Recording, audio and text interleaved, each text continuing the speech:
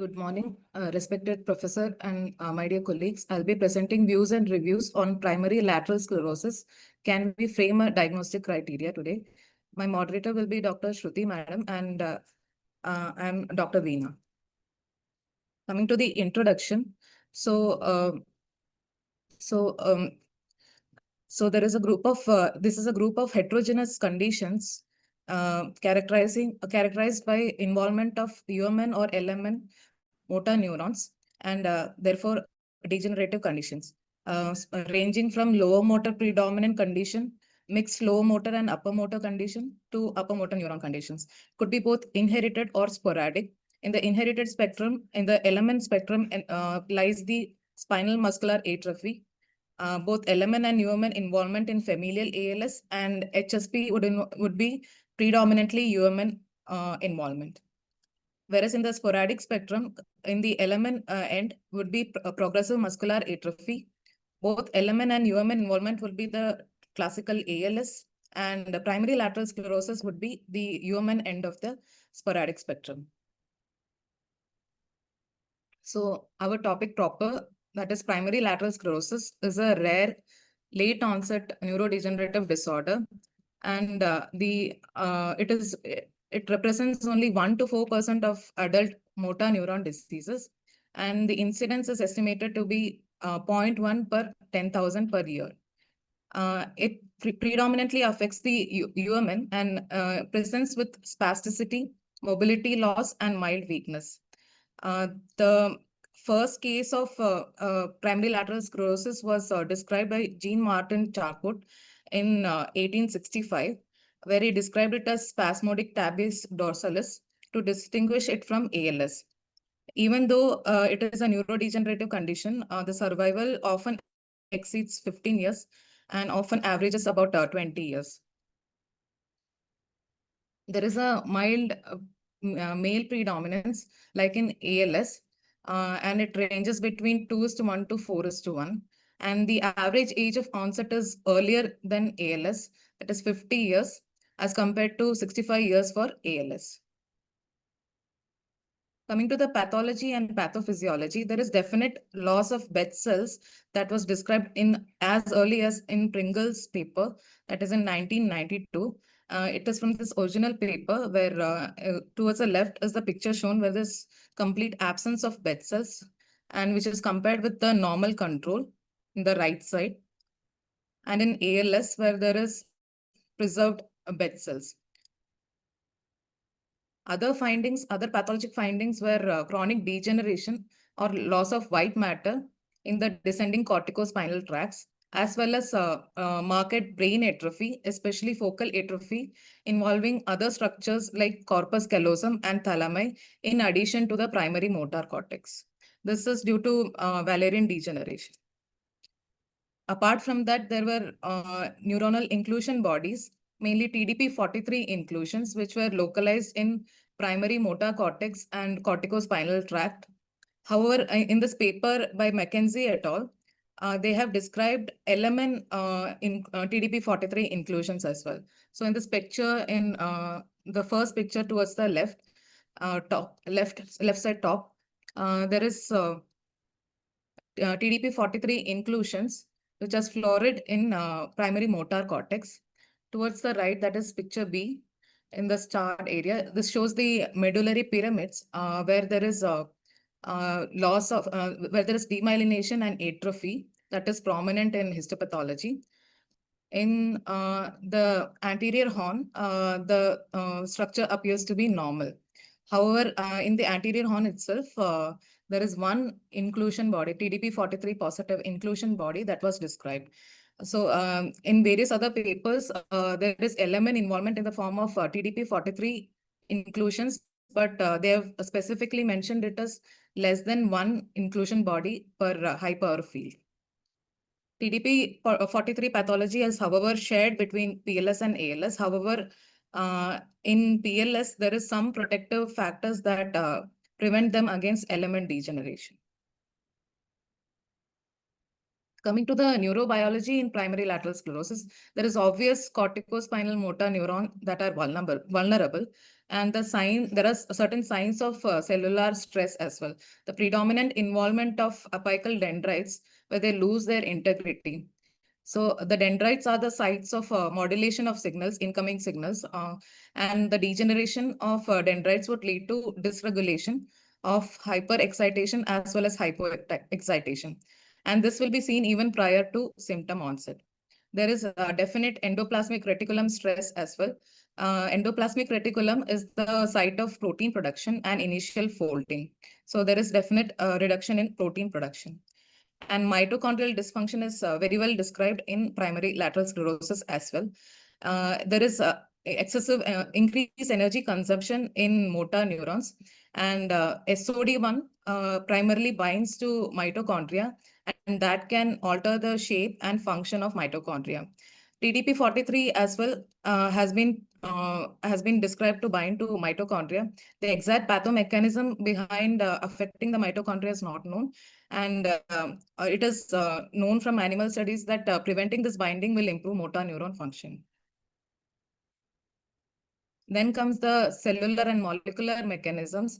The well-described ALS2 gene involvement, that is, ALS2 will produce alsin, which is primarily found in corticospinal motor neurons, and are selectively, and this makes the lack of alsin will make the corticospinal motor neurons selectively vulnerable, and that will affect various cellular functions. It's primarily involved in endocytosis and endolysosomal protein degradation, as well as membrane trafficking and apoptosis.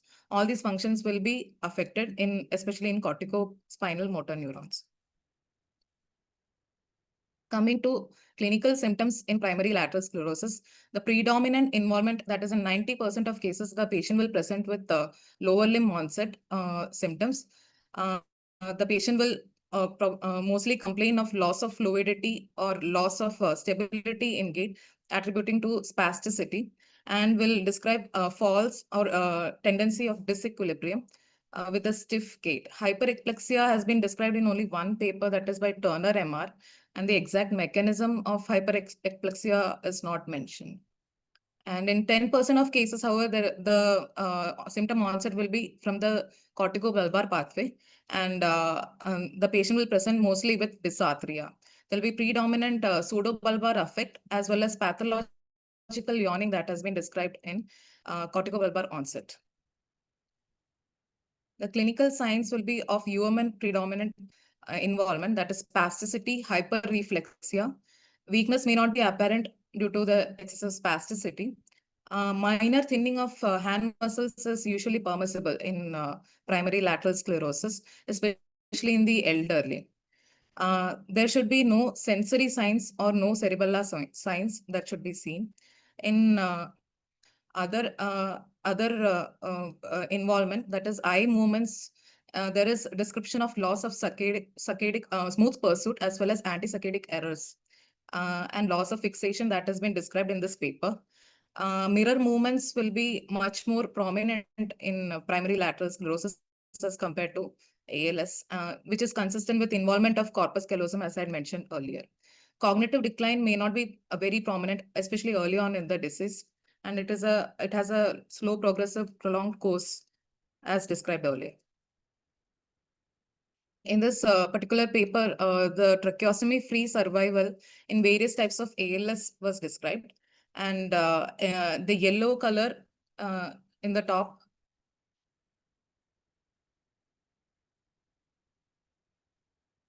the yellow curve shows that of pure UMN syndrome, which will also include PLS in this spectrum, and that has shown the higher survival as compared to lower survival in respiratory onset as well as bibrachial onset. The investigations that requires to be done in during investigation for PLS is basically a clinical diagnosis, and it lacks a specific diagnostic marker. However, in MRI imaging should be done especially to rule out structural, inflammatory, vascular, and metabolic causes that can present with the human spastic paraparetic syndrome, as well as to establish focal atrophy, that is focal atrophy of precentral gyrus, which is a supportive finding in PLS. However, it is not sensitive. In this initial paper by Pringles et al., uh, in the top left is a case of PLS.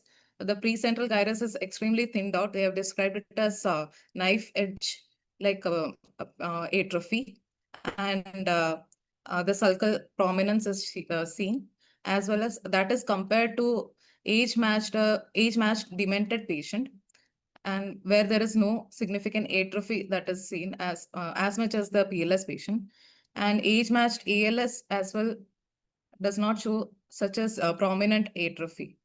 The last picture is of an age-matched normal individual. In the FDG PET, there is a definite hypometabolism in the primary motor cortex as shown in this picture here, and that will amount to stripes sign. However, this is not again a specific sign to PLS alone. It can be seen in other degenerative conditions as well.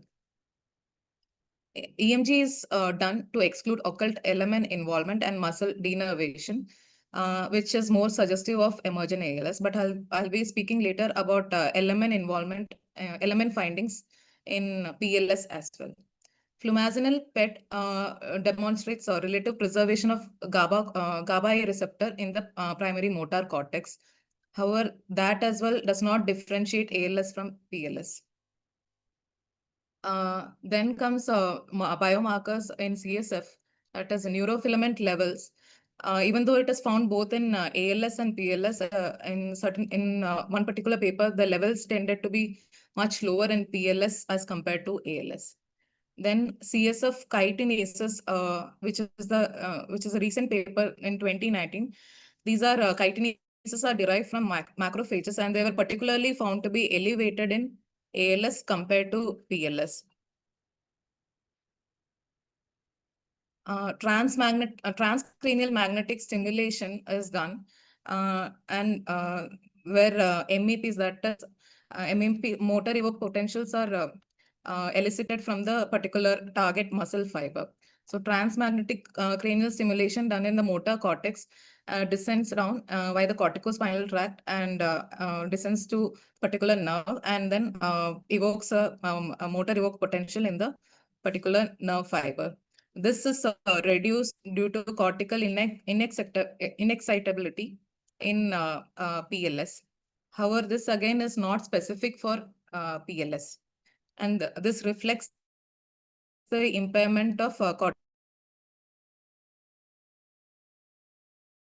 importance of a diagnostic criteria. As mentioned earlier, PLS is a completely clinical diagnosis, which is diagnosed by exclusion. There could be multiple initial differentials, which is broad and can present with a prominent UMN spastic paraparetic syndrome. And most of these differentials can be demonstrated through imaging or other laboratory testing. The notable ones are metabolic myelopathies, PPMS, Alexander disease leukodystrophies, and infections like HTLV, syphilis, autoimmune and paraneoplastic conditions.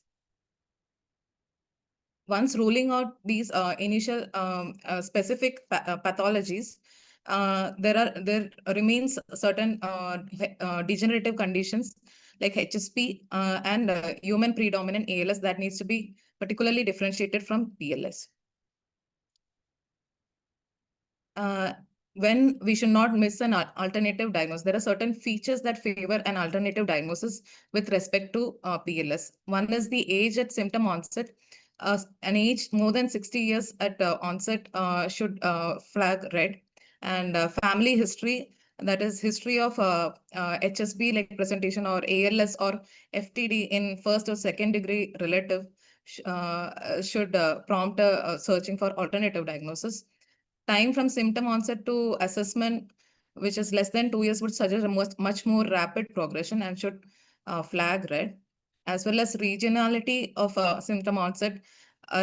Lower limb or bulbar onset favors PLS, whereas upper limb onset, especially in isolation, should suggest an alternative diagnosis. Extrapyramidal features are not prominent in PLS, very rare. However, extrapyramidal features, their presence should favor alternative diagnosis. Creatine kinase, which represents LMN involvement, is normal in PLS, whereas if it is increased, should favor alternative diagnosis. EMG, as mentioned earlier, should not show prominent denervation or fasciculation. However, denervation should favor alternative diagnosis. MRI scan will show a focal atrophy of the precentral gyrus, and in many cases, it would be normal in appearance. Any specific pathology obviously favors another diagnosis.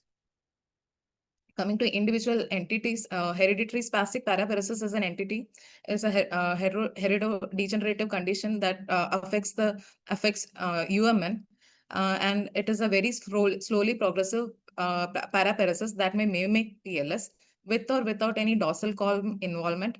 Sphincter dysfunction is described in HSP as well. However, there is a rare limb involvement and corticobulbar involvement. There could be complex involvement like ataxia or dementia along with HSP, which should be kept in mind. And a positive family history should characteristically favor an HSP. However, it is identified only in 60% of cases. Of those with positive family history, 40% will have a mutation in SPAST gene. It does not include marked corticobulbar involvement. However, it does not take out HSP as a differential. And the presence of a family history, typically autosomal dominant, should favor HSP over PLS. So points to differentiate HSP from PLS is less prominent corticobulbar involvement, family history being present, and a much more slower rate of progression than PLS. Primary progressive MS could be another differential. It represents 15% of MS cases, and it is male predominant as well, and presents in the 5th decade. However, MRA and CSF would be characteristically favoring MS, which will characteristically differentiate it from PLS. Then comes metabolic myelopathies that should be differentiated. Vitamin B12 and copper deficiencies are the common ones where MRA can be negative. However, sensory impairment will be a clue to picking up these differentials. Then adrenomyeloneuropathy, which is an X-linked autosomal dominant condition involving ABCD1 mutation with male and female carriers having slow progressive UMN syndrome. The points to differentiate will be involvement of presence of sensory ataxia. However, MRI again will be normal, maybe normal. And coming to leukodystrophy, characteristically Alexander disease, which is due to GFAP mutation. It commonly presents in infancy. However, in adult as well, it has been described even up to 70 years of age. Bulbar dysfunction will be prominent as compared to PLS. And it will again present as a sensory sparing pyramidal syndrome. The characteristic finding in MRI would be medulla hypertrophy as seen here. So differentiating primary UMN syndromes with each other. So in PLS, the incidence would be much lower, that is less than 0.1 as compared to HSP, which is ranging from 4.3 to 9.6 and ALS 1 to 3. And age of onset will be lower in PLS. That is 50 years as compared to ALS, that is 65. But however, HSP would present a decade earlier than PLS as well. Gender predominance, mild male predominance is seen in PLS, that is 2 to 4 is to 1. However, it is much less in ALS, 1.6 is to 1. It is similar between males and females in HSP.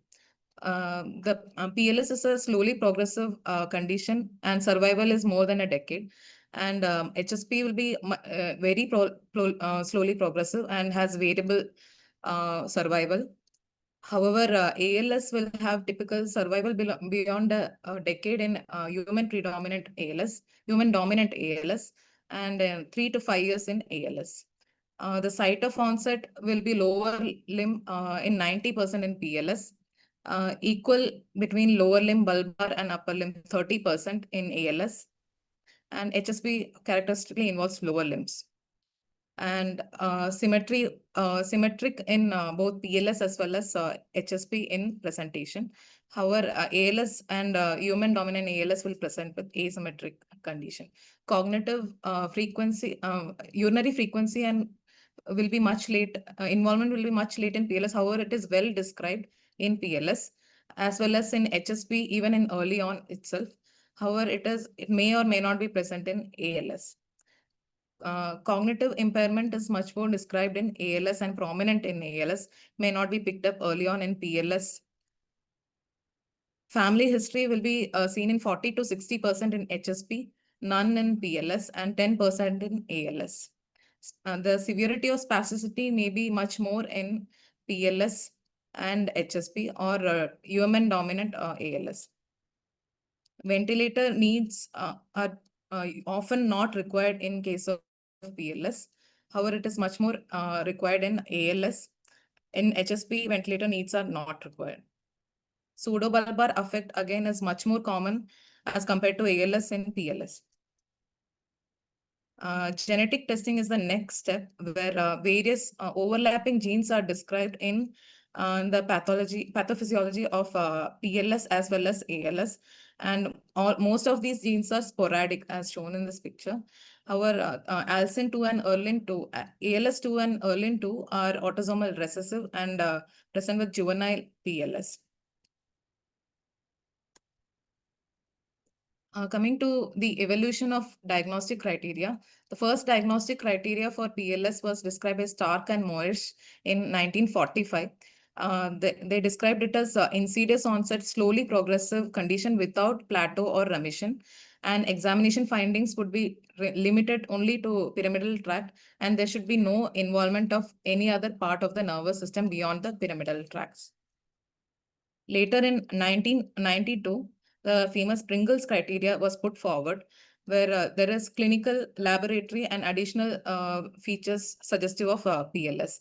The clinical features, the main factor was duration more than or equal to 3 years, with the insidious onset of spastic paraparesis usually beginning in lower limbs, and adult onset usually fifth decade or later, with absence of family history to differentiate it from HSP, especially HSP, and gradually progressive in course, not step-like. And clinical findings are usually associated with corticospinal dysfunction with symmetric at onset. This was the clinical description. In laboratory, to differentiate it from other differentials, normal serum chemistry, including vitamin B12, was described with infections being negative, syphilis, HTLV, and Lyme, with normal CSF parameters, including oligoclonal band. And EMG should be normal. However, he has permitted occasional fibrillation and increased insertional activity in a few muscles. And absence of MRA should be normal. And absence of high signals on MRA similar to those in an MS was put forward. The additional suggestive findings were preserved bladder function, which is not the case. Later on, it was found that it is not the case. And absent on very prolonged latency on a cortical motor evoked potential that was described earlier. And focal atrophy on MRI, and decreased glucose consumption in pericentral region in PET, that is FDG uptake. So this was based on 8 cases and 1 biopsy report. Subsequent reports showed, which I'll be talking to later as well. This Pringles criteria was found to be less specific, as in more patients were that were diagnosed with PLS based on have other disorders, and was hence described as having low specificity. No trials were conducted to substantiate that, and not in cases with signs and cases with only UMN signs. The total duration of 3 years turned out to be unreliable in the later studies, which I'll be talking to later. In this paper, that is by Gordon et al. In 2006, they put forward another criteria. So the objective of the study was to determine the time beyond which PLS is less likely to become ALS clinically. So they were concerned about the duration factor of Pringle's criteria. There was a total of 39 patients were studied retrospectively, and this was the criteria diagnostic categories according to Gordon et al. And this was the criteria that they had put forward. In this clinically pure PLS, they described UMN signs with no focal muscle atrophy or visible fasciculation. And EMG should be normal with 4 years as the duration of symptom beyond which they will consider PLS. And the age of onset was again 40 years, similar to Pringle's criteria. And other conditions, secondary conditions were ruled out. In human sciences, science at presentation was seen in only 29 patients, and the rest of the 10 patients had both human and element signs and were taken as controls. 13 of this 29 patients had acquired denervation during the course of the study and were termed as dominant human dominant ALS. They acquired denervation by EMG at at an average of 3.17 years and clinically by 3.67 years. So also in this particular paper, they had mentioned that there were various other studies that showed the Pringle's criteria to be uncertain because of low specificity. That is the reason that was said was some of the patients later turned out to have other disorders. Functional score was much higher in this particular study. Functional score was much higher. That is, they were faring well. PLS patients were faring well as compared to human dominant ALS and ALS patients. Survival was obviously longer in PLS patients as compared to as well as in human dominant ALS than in ALS. So Gordon et al. Chose 4 years as the duration to diagnose PLS as the cutoff. As previously I had said, the 13 patients developed denervation by EMG in 3.17 years and clinically by 3.67 years. So they chose 4 years as the cutoff. And they also in this curve where there is probability of PLS in the y-axis and time duration, the probability of developing element signs after 4 years was 0.23. And they chose 40 years for age as cutoff to prevent overlap with HSP. So the conclusions from this study was EMG proved to be the predictor of element signs and predated clinical element signs by 6 months. And any EMG evidence of element signs was taken as transition to ALS, even if a patient did not meet the L-Escorial criteria of ALS. And those retaining only human signs for at least 4 years have a more benign prognosis. That is the human dominant syndrome. As well as prior to 4th year from symptom onset, the diagnosis of PLS cannot be made with confidence. This was the conclusion from that particular paper. Then came the 2020 consensus diagnostic criteria for PLS. They've reduced the age to 25 years and reduced the duration to 2 years. The reason was the prolonged waiting period for the patient to be termed or diagnosed as PLS in case with respect to Gordon's criteria. So they again reduced it to 2 years. The rest of the diagnostic criteria is similar to the previous criteria, ruling out the sensory involvement should not be there, and active element degeneration should not be there. Alternative diagnosis should be ruled out.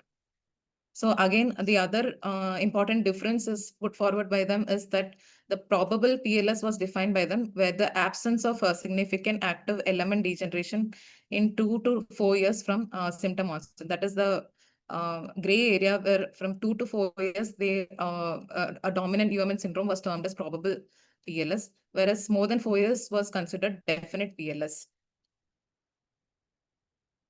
Then came the Niels registry, where it was this particular registry of primary lateral sclerosis was studied by Paganoni et al. And was published in 2020. So the objective of the particular study from the registry was to establish a large multi-center retrospective longitudinal registry of PLS. In that particular registry, 250 patients were studied from 21 sites, and the duration of the study was for at least 3 years. In this study, 2 patients met the ALS criteria during the study period, and this was at 12.4 years of a follow-up. And the other findings that were seen in the study was the ALS functional rating scale score was in this PLS patients were falling by only 1.6 per year. That is much less than what is seen in ALS patients, that they fall by 0.9 per month in ALS patients. And the vital capacity dropped by only 3% per year. That is very less. And only 9% of PLS patients required PEG. And only 4% of PLS patients required permanent ventilation. 18 of the 250 patients died, including the 2 that converted to ALS. And the mean disease duration at that time was 9.37 years, around a decade. Coming to electromyographic consideration with respect to PLS, as was described previously in many papers, the EMG must be normal in PLS. In this particular paper, they studied characteristics of EMG in PLS. So there were um, in this particular study, there were 223 subjects, and of human predominant syndrome, and of which normal EMG was seen in 140. And they divided these patients into 2 cohorts, that is normal EMG and without normal EMG. Minor denervations were seen in 77 of these patients, and they were followed up for mean disease duration was 84 months, and there was no difference that was seen in clinical symptoms, disability, or outcome with respect to both of these groups. So the involvement of EMG does not bring any difference in the clinical symptoms, disability, or outcome measures with respect to PLS. And hence was concluded that involvement of EMG cannot necessarily be used as a prognostication tool. In this paper, the latest paper, that is 2025 neurology paper, primary lateral sclerosis, implications for diagnostic criteria from a natural history study in Netherlands, which was done by De Vries et al. And published in Neurology. The aim was to elucidate the natural history of the human syndrome suggestive of PLS and validate the most recent, that is 2020 consensus criteria. In the methods, adults with human predominant syndrome and disease duration of more than or equal to 6 months were taken, and 3 different timelines were described. That is T1, that is at baseline, and T2 at 3 years, and T3 at 13 years. The main outcome was to classify these syndromes into various different diagnostic classification at follow-up, as well as measuring the survival. In the inclusion criteria, individuals with progressive UMN syndrome, age at onset should be 18 years or older, and disease duration should be at least 6 months, and without any evidence of an alternative diagnosis based on ancillary investigations were included, and positive family history those patients were excluded, and any extrapyramidal involvement like sensory signs, cerebellar or extrapyramidal signs, and LMN involvement at inclusion, and EMG criteria, those patients with EMG criteria that had met the ALS criteria were excluded. Mild atrophy was permissible, that too of hand muscles, interossei, and the classification of syndromes at T1, that is 3 years, versus probable PLS, that is according to the Gordon criteria of duration of 2 to 4 years, prominent human syndrome with 2 to 4 years duration, and definite PLS, that is disease duration should be more than or equal to 4 years. And then again, they categorize a set of patients into undetermined, that is not meeting criteria, but disease duration is 6 months to 2 years. and bulbar only, that is restricted to human bulbar symptoms with disease duration more than or equal to 2 years, and lower limbs only with human symptoms restricted to the lower limbs with a disease duration of more than or equal to 2 years. These were the five categories at 3 years. So in this Sankey picture, this is at T1, that is baseline. They have described all these patients with into the 5 different categories, and the most common one was definite PLS as well as lower limbs only, that is 37 and 34. Eventually, from the definite PLS, 3 patients at T2, that is 3 years, developed ALS, and patients from probable PLS, of the 6 patients, 2 patients developed ALS, and from the undetermined category, that is a total of 8 patients, 2 of them had developed ALS.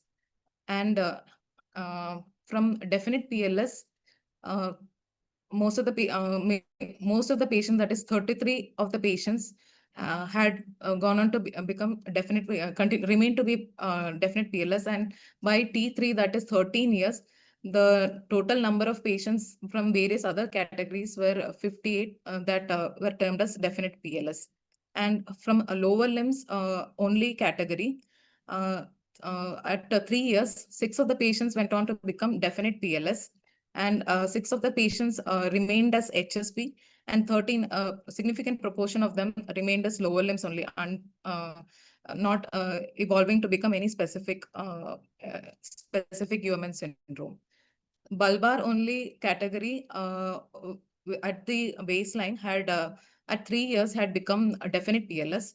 However, from definite PLS, 1 patient had gone on to become HSP, and later, and from undetermined category, 1 patient had gone on to become bulbar region only, that is only human bulbar involvement, even at 13 years.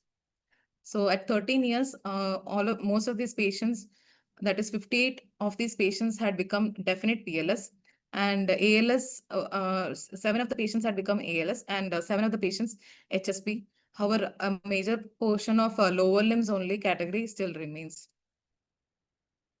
So particularly coming to transition to ALS, of the 37 patients with definite PLS, 3%, that is 3 patients, that is 8% of the patients developed ALS at disease duration that they described as 3 patients, 6.7, 8.8, and 9.4 years respectively. And of the 6 patients with probable PLS, 2 patients, that is 33%, developed ALS at disease duration of 2.5 and 3.7 years respectively. So in total, the number of patients that transitioned to ALS was 5 of the 43 patients with PLS, both the definite and probable. That amounts to 11.6% of the patients. The other factors that were studied was steeper ALS-FR score and shorter duration at inclusion were seen in this particular category. That is those transitioning to ALS. And now coming specifically to transition to HSP, in 34 patients, the UMN's involvement was only restricted to lower limbs at baseline, and 5 of these patients had pathogenic variants in HSP genes at the baseline itself.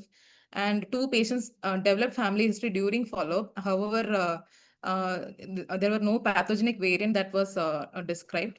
And in 13 patients, UMN syndrome signs had remained restricted to lower limbs even after 13 years of follow. So most likely the diagnosis that they had kept was a DNA negative sporadic HSP. Is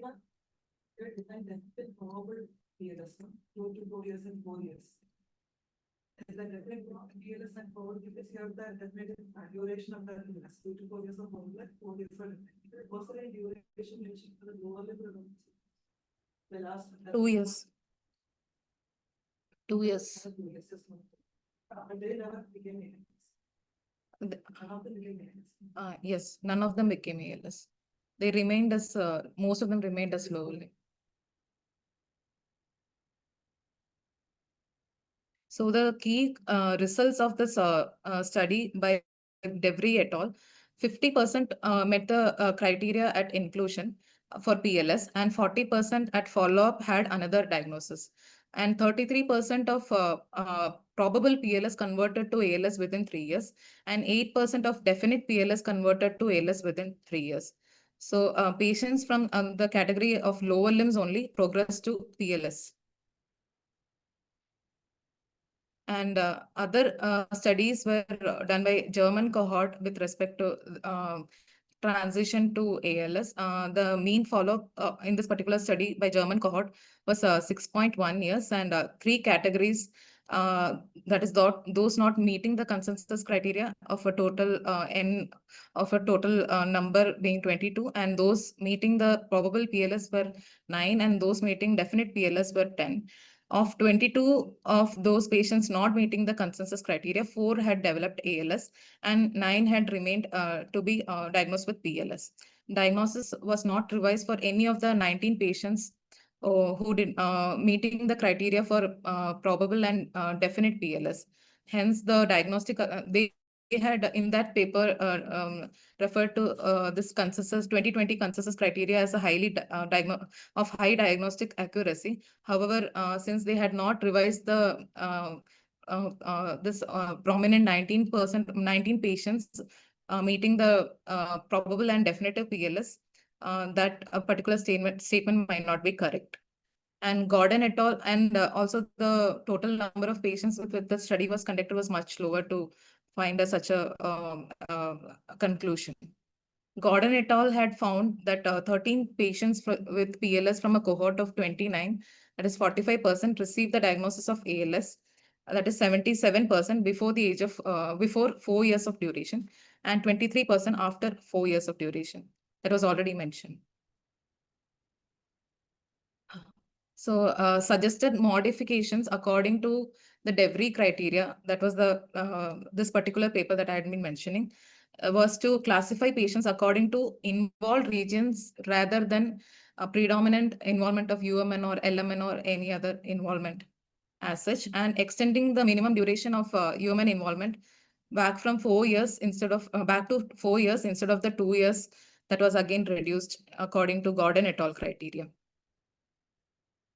The proposed 4 different categories according to DEVRI was PLS bulbar involvement for patients with UMN symptoms of the bulbar region, PLS upper and lower limb involvement, spastic paraplegia for those patients with only UMN involvement limited to lower limbs, and UMN disease proposed for patients with a progressive UMN syndrome and a disease duration which is less than 4 years. So only 4 categories were. So again, they categorize the initial set of patients into these 4 regions of involvement, that is PLS bulbar involvement, PLS upper and lower limb involvement, spastic paraplegia, and PLS bulbar involvement remain the huge chunk, and undetermined reduced to only 20 patients. So from PLS bulbar involvement, 2 patients went on to develop ALS at T2, that is 3 years. And from undetermined category, 4 patients went on to develop ALS. From spastic paraplegia, 20% remained as spastic paraplegia. And 5 patients went on to develop PLS bulbar involvement. 5 patients went on to develop PLS, as well as 4 patients from undetermined had already become ALS, and 10 patients went on to develop PLS. Again, no, in this particular categorization as well, they have not.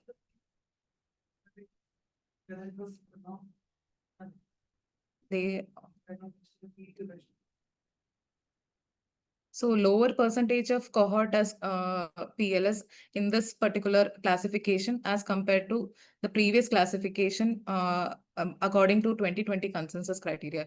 That is 44% were diagnosed as PLS according to this new proposed criteria, as compared to 50% in the previous previous 2020 consensus criteria.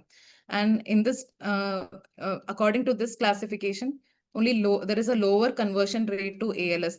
The previous conversion rate was around 11.6%. In this, according to this categorization, it will be reduced to 8%. The percentage of total human syndrome transitioning to ALS will be 8%. The survival curves that are mentioned in this given in this particular paper, according to consensus criteria, the green one, that is lower limbs, only had the best survival rate and closely followed by definite PLS. According to regional categorization, again, in this spastic paraplegia again remains to have a good survival, as well as the PLS upper and lower limbs remain to have good survival. A brief note about management of patients with PLS. The role of riluzole is limited and is not recommended for PLS. And the mainstay of treatment remains to be symptomatic management and multidisciplinary involvement. So the common symptoms that needs to be addressed are emotionality, where patient and bystander education plays a prominent role, and SSRIs can be started to reduce emotionality. For spasticity, baclofen, tizanidine, and botulinum toxins are botulinum toxin in cases of severe spasticity can be offered. However, the problem with reducing spasticity would be unmasking motor weakness, and that will again lead on to disability. For dysarthria, communication support and vocal banking are offered.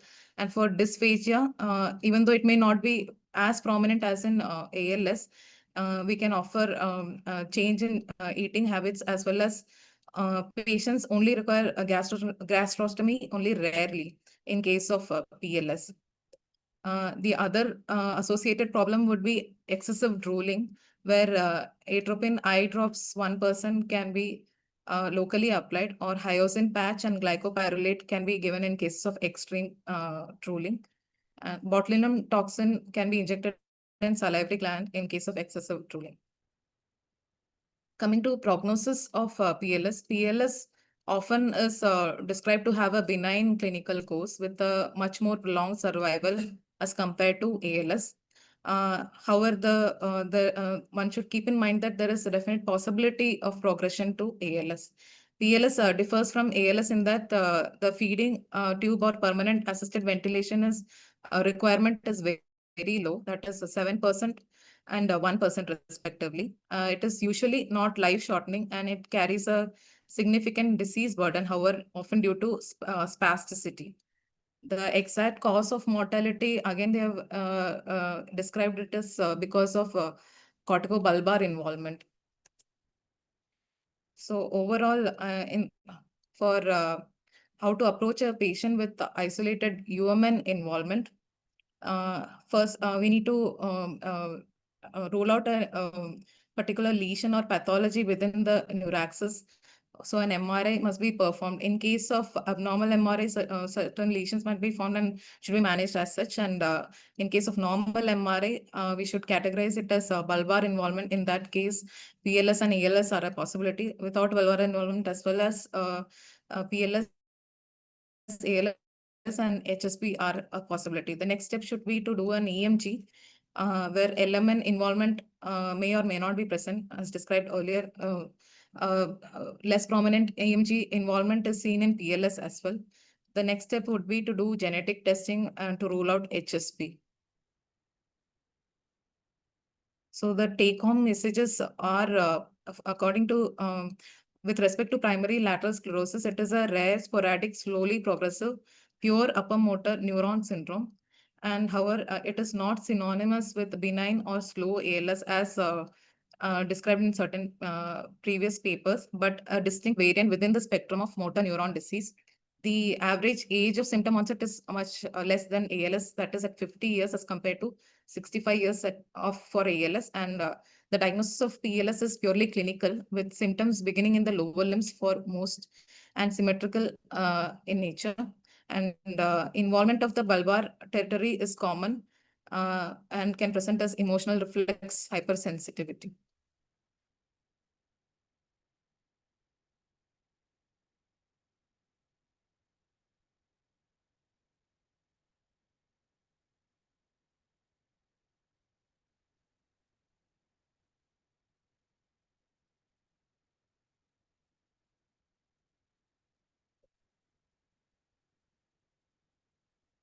Yeah, that was an excellent presentation, I thought, because you have started from what is PLS to the clinical syndrome, differential diagnosis, and the core topic, which was the diagnostic criteria for PLS.